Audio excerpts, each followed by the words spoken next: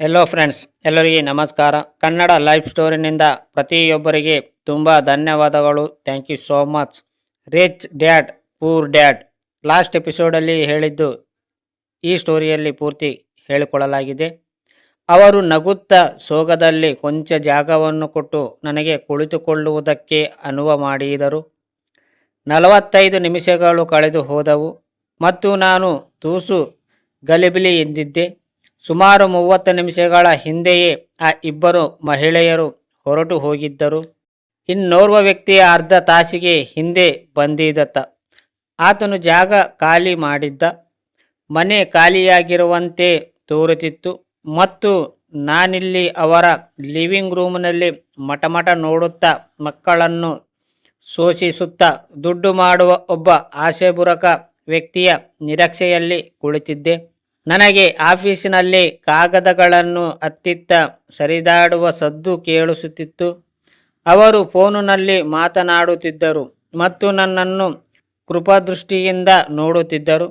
ನಾನು ಅವರನ್ನು ಭೇಟಿ ಮಾಡಿದ್ದೇನೆ. ಅಲ್ಲಿಂದ ಹೊರಟು ಹೋಗಬೇಕು ಎಂದು ಯೋಚಿಸಿದೆ, ಆದರೆ ಯಾಕೋ ತಡೆದುಕೊಂಡೆ.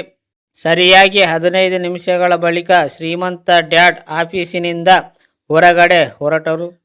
ಏನು ಮಾತಾಡದೆ ನನಗೆ ಆಫೀಸಿನ ಒಳಗಡೆ ಬರುವಂತೆ ಸನ್ನೆ ಮಾಡಿದರು. ಶ್ರೀಮಂತ ಡ್ಯಾಡ್ ಆಫೀಸಿನ ತಮ್ಮ ಕುರ್ಚಿಯನ್ನು ಎಳೆಯುತ್ತಾ ನನಗೆ ಹೇಳಿದರು, ನನಗನಿಸುತ್ತೆ ನೀನು ಸಂಬಳವನ್ನು ಹೆಚ್ಚಿಸುವಂತೆ ಬಯಸುತ್ತೀಯ ಅಂತ, ಅಥವಾ ನೀನು ನೌಕರಿಯನ್ನು ಬಿಟ್ಟು ಬಿಡಬೇಕೆಂದಿದ್ದೀಯಾ? ಹೊರಟು ದನಿಯಲ್ಲಿ ನನ್ನ ಮುಖದಿಂದ ಹೊರಬಿತ್ತು, ನೋಡಿ, ನೀವು ನಿಮ್ಮ ಶರ್ತವನ್ನು ಪೂರ್ತಿ ಮಾಡುತ್ತಿಲ್ಲ. 9 ವರ್ಷ ವಯಸ್ಸಿನ ಹುಡುಗನಿಂದ ಈ ರೀತಿ ವಯಸ್ಕ ವ್ಯಕ್ತಿಯೊಬ್ಬರಿಗೆ ನಿಜಕ್ಕೂ ಬೆದರಿಕೆಯೊಡ್ಡುವ ತೆರನಾಗಿತ್ತು. ನೀವು ಹೇಳಿದ್ದೇನು? ನಾನು ನಿಮಗಾಗಿ ಕೆಲಸ ಮಾಡಿದರೆ ನನಗೆ ಕಲಿಸಿಕೊಡುತ್ತೀರಿ ಅಂತ. ನೋಡಿ, ನಾನು ಕೆಲಸ ಮಾಡಿದ್ದೇನೆ, ಪರಿಶ್ರಮದಿಂದ ಕೆಲಸ ಮಾಡಿದ್ದೇನೆ. ನಮಗಾಗಿ ಕೆಲಸ ಮಾಡುವುದಕ್ಕೋಸ್ಕರ ನನ್ನ ಬೇಸ್ಬಾಲ್ ಮ್ಯಾಚನ್ನು ತ್ಯಾಗ ಮಾಡಿದ್ದೇನೆ. ಆದರೆ ನೀವು ನಿಮ್ಮ ಶರ್ತವನ್ನು ಪೂರೈಸಲಿಲ್ಲ ಮತ್ತು ನನಗೆ ಏನೇನು ಕಲಿಸಲಿಲ್ಲ. ನೀವು ಮೋಸಗಾರರು. ಹಾಗೆಂದು ನಗರದ ಪ್ರತಿಯೊಬ್ಬ ವ್ಯಕ್ತಿಯು ನಿಮ್ಮ ಬಗ್ಗೆ ಹೇಳುತ್ತಿದ್ದಾರೆ. ನೀವು ಹಸೆಬರಕರು. ನೀವು ಕೇವಲ ದುಡ್ಡು ಮಾಡುವುದನ್ನೇ ಬಯಸುತ್ತೀರಿ ಮತ್ತು ನಿಮ್ಮ ಕೆಲಸಗಾರರ ಕಡೆಗೆ ಕಿಂಚಿತ್ತೂ ಗಮನವಿಯುವುದಿಲ್ಲ. ನೀವು ಪುಗಸಟ್ಟೆ ನನ್ನನ್ನು ಬೈಯುವಂತೆ ಮಾಡಿದಿರಿ ಮತ್ತು ನನ್ನ ಬಗ್ಗೆ ಕಿಂಚಿತ್ತೂ ನಿಮಗೆ ಗೌರವಾದರಗಳು ಇರಲಿಲ್ಲ. ನಾನು ಚಿಕ್ಕವನಿರಬಹುದು, ಆದರೆ ಇದಕ್ಕೂ ಮಿಗಿಲಾದ ವ್ಯವಹಾರದಲ್ಲಿ ಪಳಗಿದ್ದವನಿದ್ದೇನೆ.